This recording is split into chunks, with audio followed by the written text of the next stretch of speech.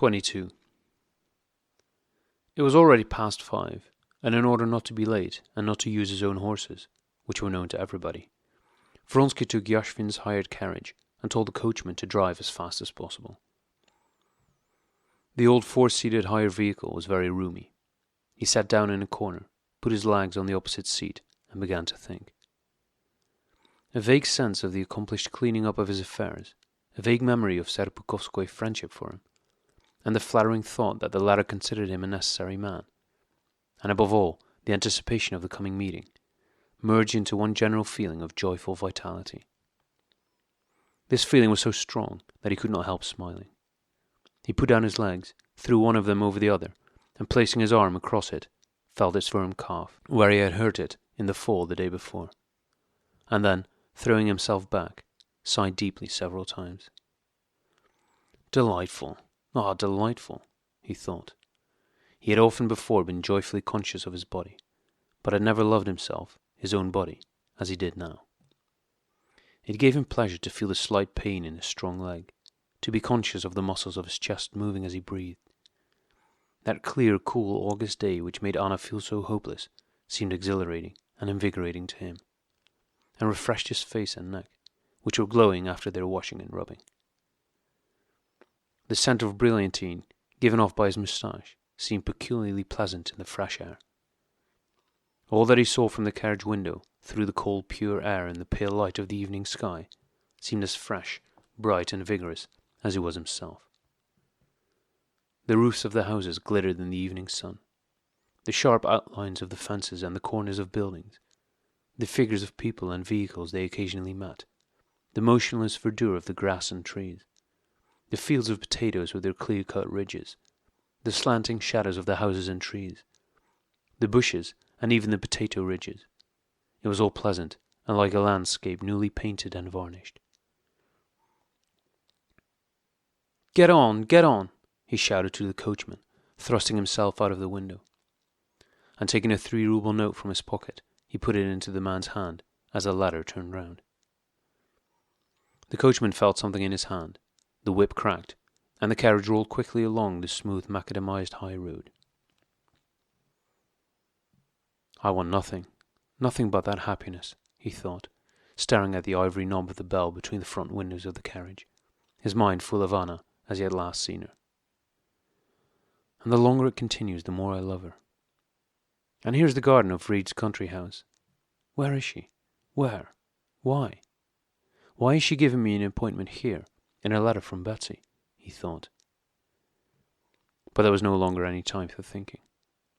Before reaching the avenue, he ordered the coachman to stop, opened the carriage door, jumped out while the carriage was still moving, and went up the avenue leading to the house. There was no one in the avenue, but turning to the right, he saw her. Her face was veiled, but his joyous glance took in that special manner of walking peculiar to her alone. The droop of her shoulders, the poise of her head, and immediately a thrill passed like an electric current through his body, and with renewed force he became conscious of himself from the elastic movement of his firm legs to the motion of his lungs as he breathed, and of something tickling his lips. On reaching him, she clasped his hand firmly. You're not angry that I told you to come? It was absolutely necessary for me to see you, she said, and at sight of the serious and severe expression of her mouth under her veil, his mood changed at once. I angry? But how did you get here? Never mind, she said, putting her hand on his arm. Come, I must speak to you. He felt that something had happened, and that this interview would not be a happy one. In her presence he had no will of his own. Without knowing the cause of her agitation, he became infected by it. What is it? What? He asked, pressing her hand against his side with his elbow and trying to read her face.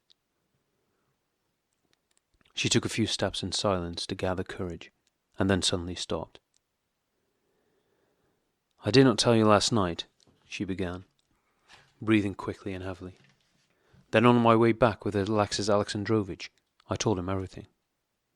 Said I could not be his wife, and I told him all.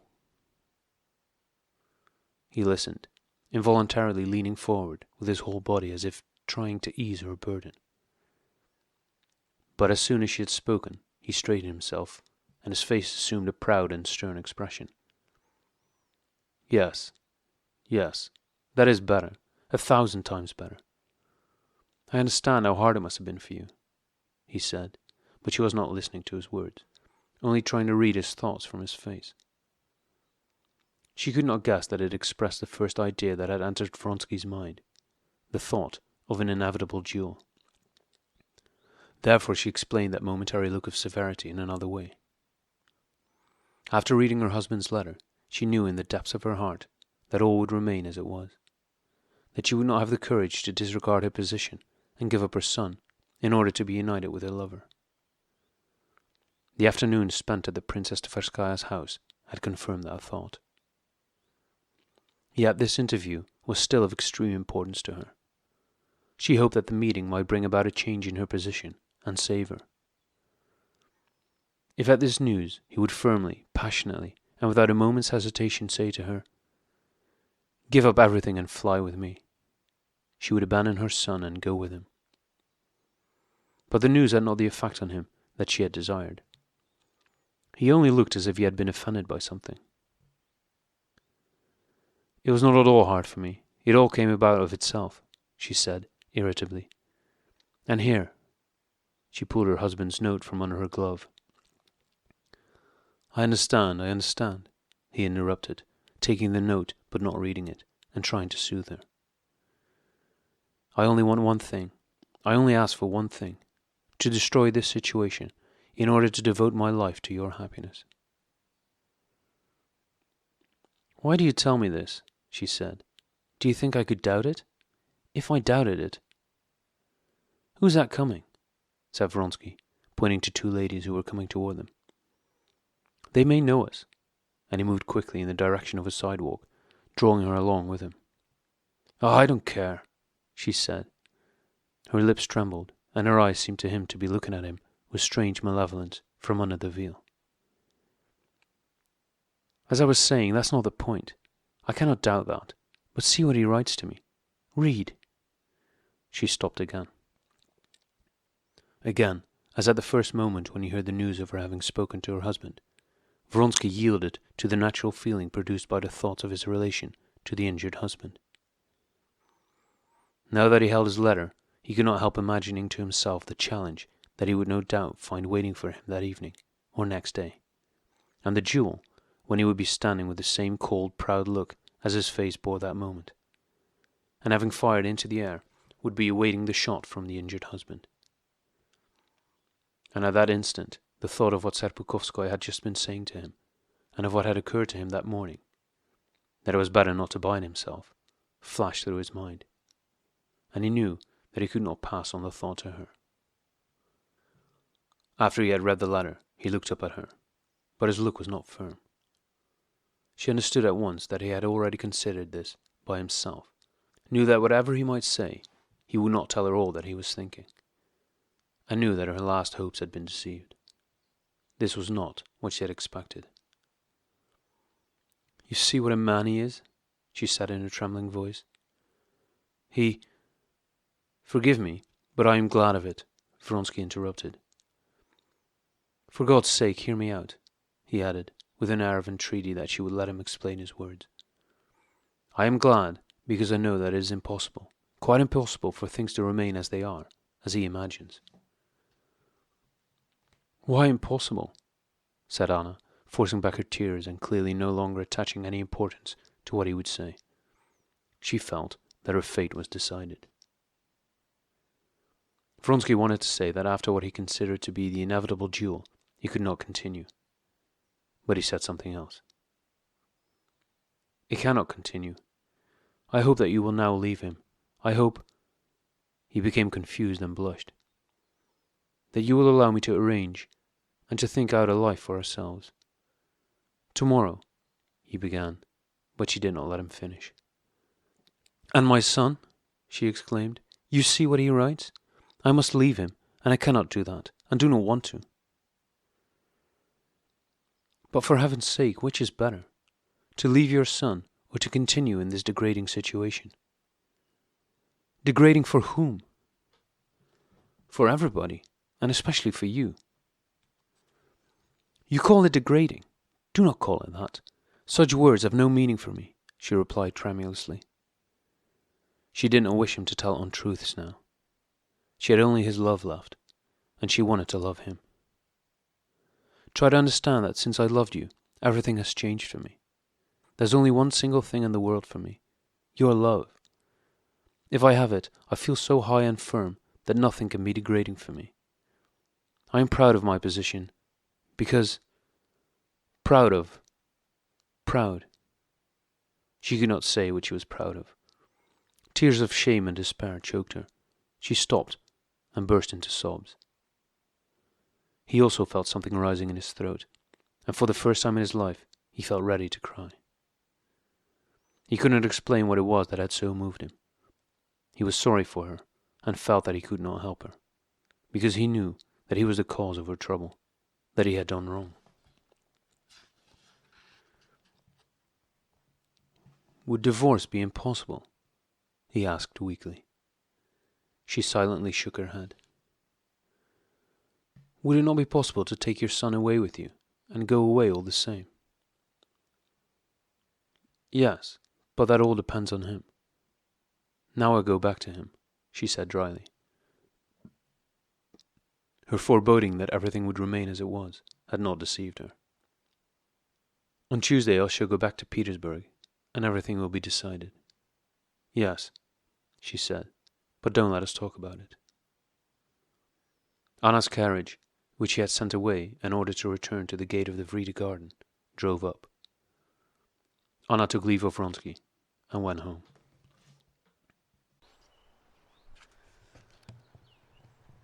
'23. On Monday, the usual meeting of the committee of the 2nd of July took place. Karenina entered the council room, greeted the members and the president as usual, and took his seat, his hand lying ready on the papers before him. Among these papers were the statistics that he needed, and a draft of the statement he was going to make. But he did not really require the figures. He remembered them all, and did not even consider it necessary to go over in his mind what he was going to say.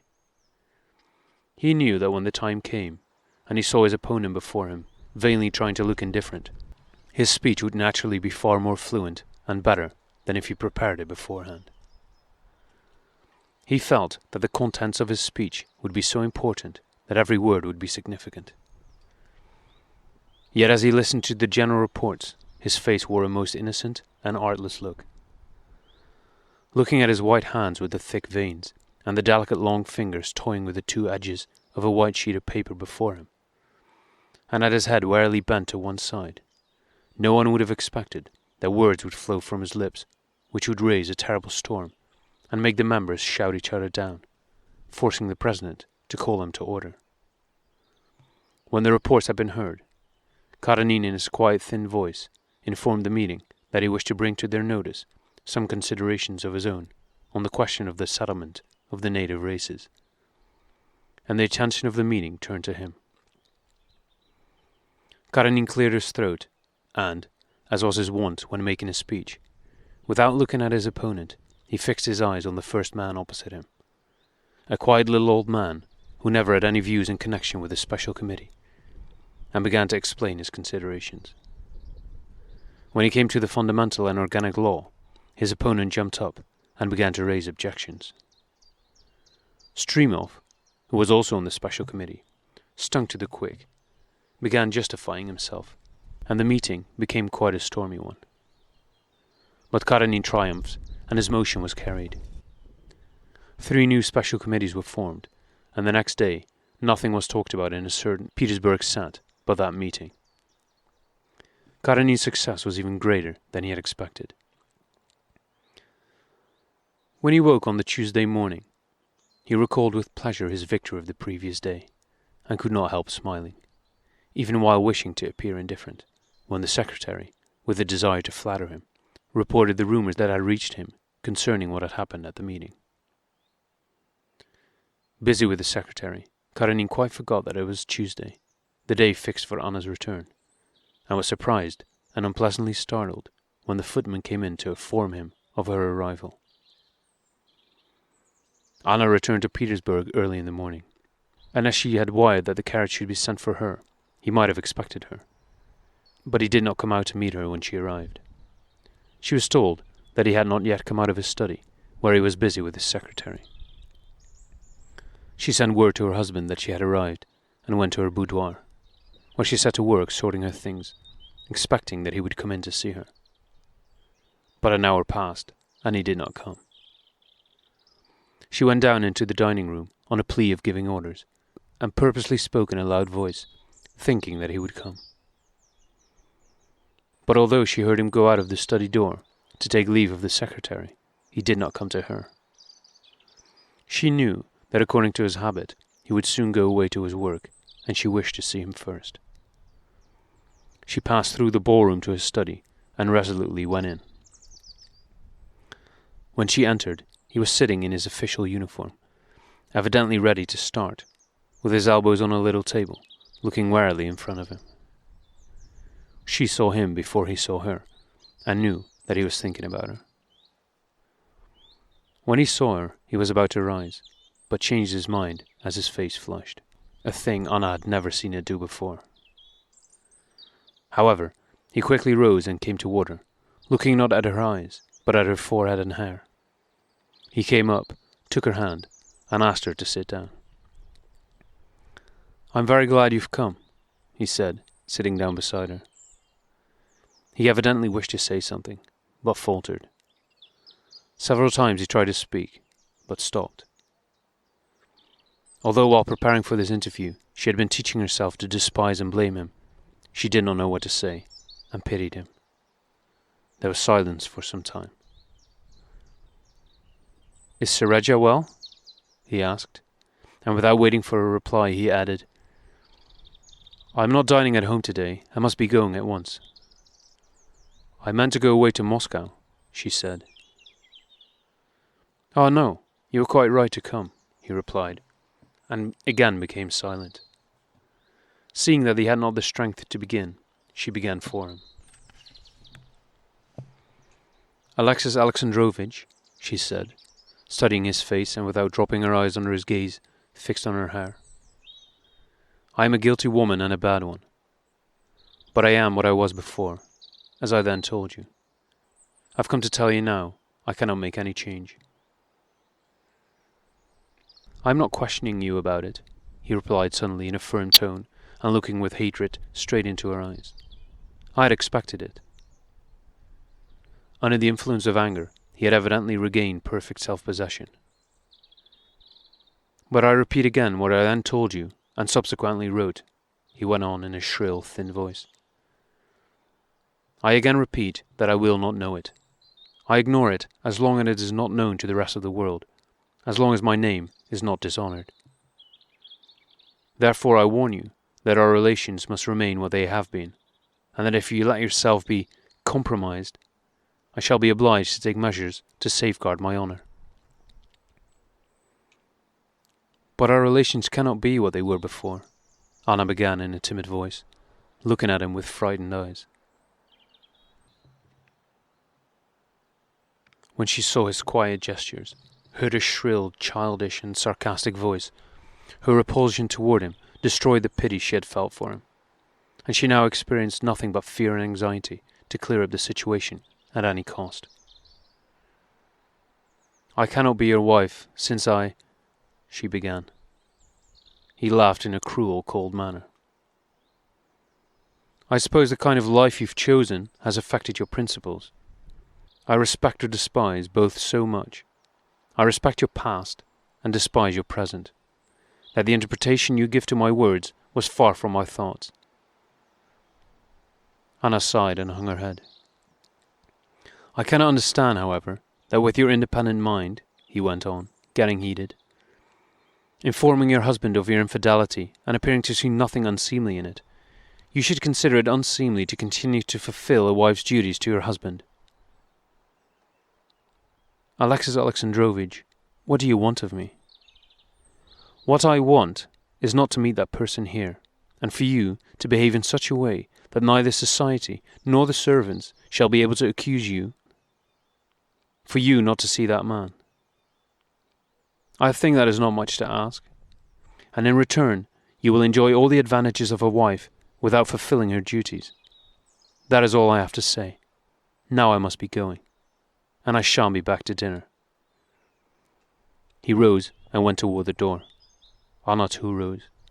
He stopped and let her pass first.